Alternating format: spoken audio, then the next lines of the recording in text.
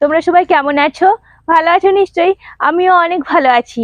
আজকে আমি চলে এসেছি নতুন আর একটা রেসিপি নিয়ে। আজকে বানাবো বাচ্চাদের অতি পছন্দের স্ন্যাক্স।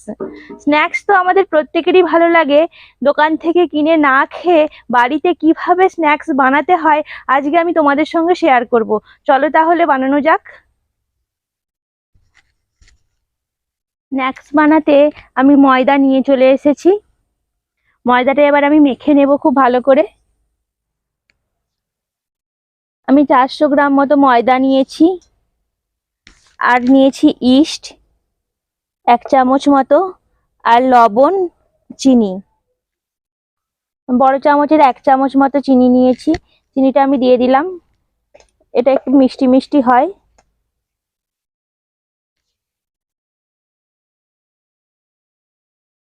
স্বাদ মতো লবণ দিয়ে দিলাম, আর দিয়ে দিচ্ছি 1 চামচ মতো ইস্ট। আমি এখানে ড্রাই ইস্ট নিয়েছি। এবার আমি অল্প অল্প করে জল মিশিয়ে ডোটা বানিয়ে নেব।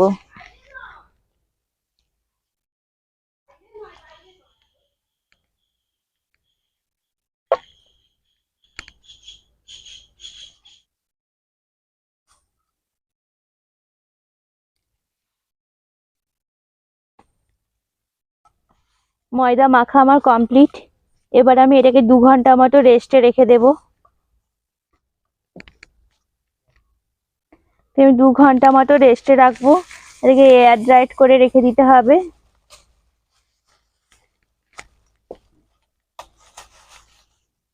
এরকম একটা পলিথিন দিয়ে আমি এটাকে ঢাকা দিয়ে দিলাম। তোমরা চাইলে র্যাপিং পেপার নিতে পারো বা ভারী কিছু দিয়েও চাপা দিতে পারো। এইভাবে চাপা দিয়ে দিলাম। 2 hours later. ফিরে এলাম 2 ঘন্টা পরে। দেখো ময়দাটা কতটা ফুলে উঠেছে। এবার আমি এটাকে চেপে চেপে ভালো করে মেখে নেব। অনেক নরমও হয়ে গেছে।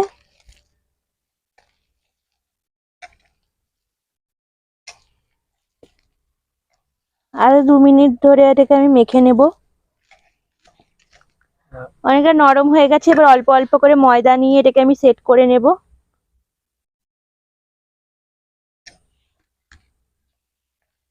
এবার আমি লেচি কেটে নেব।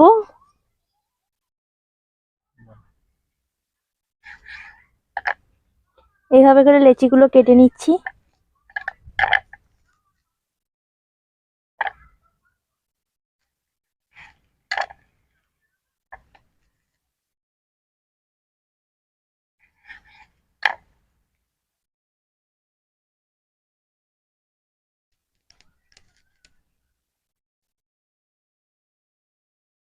এইভাবে করে লম্বা করে নিতে হবে।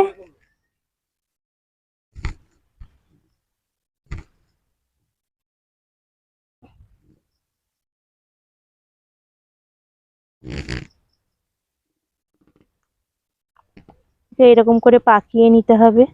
আর এই শেষ অংশটা এরকম খুব ভালো করে জুড়ে দিতে হবে।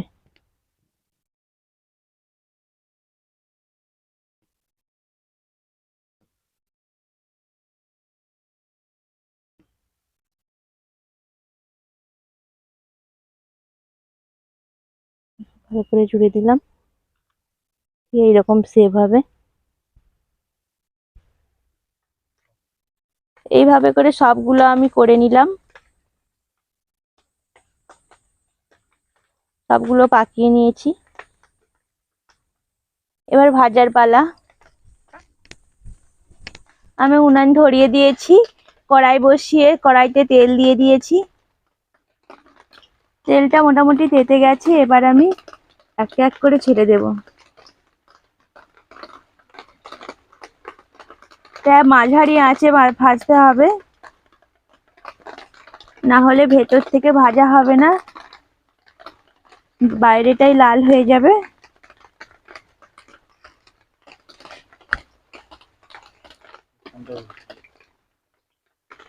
ভালো।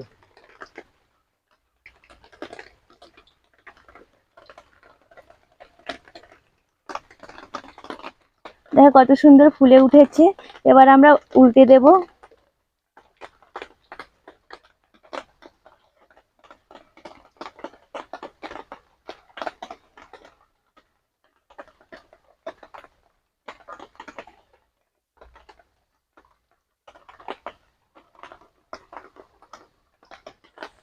দেখো কত সুন্দর ফুলে উঠেছে, আর আমার ভাজাও হয়ে গেছে প্রায়। এবার আমি তুলে নেব। একটা প্লেটের মধ্যে আমি পেপার বিছিয়ে নিয়েছি, তোমরা চাইলে টিস্যু বিছিয়ে নিতে পারো, তাহলে তেলটা সোক করে নেবে। এবার আমি এক এক করে তুলে নেব। এবারে লাল লাল করে ভেজে নিয়েছি, বাকিগুলোকে আমি এইভাবে করে ভেজে নেব।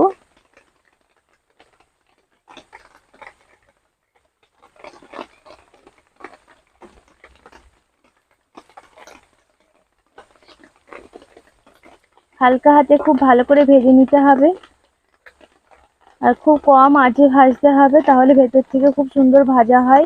না হলে বাইরেটা লাল হয়ে যাবে, ভেতরটা ভাজা হবে না। এটা বাচ্চাদের খুব পছন্দের একটা রেসিপি, তোমরা বাড়িতে খুব সহজে এটা বানিয়ে দিতে পারবে।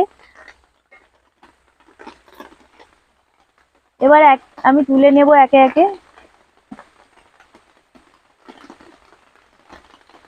সবগুলো খুব সুন্দর করে ভাজা হয়ে গেছে।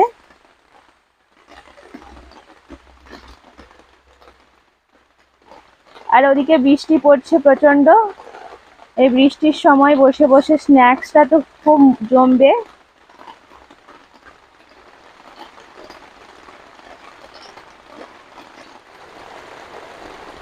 এবার আর একটা কাজ শুধু বাকি, উপর থেকে একটু চিনির গুঁড়ো ছড়িয়ে নিচ্ছি।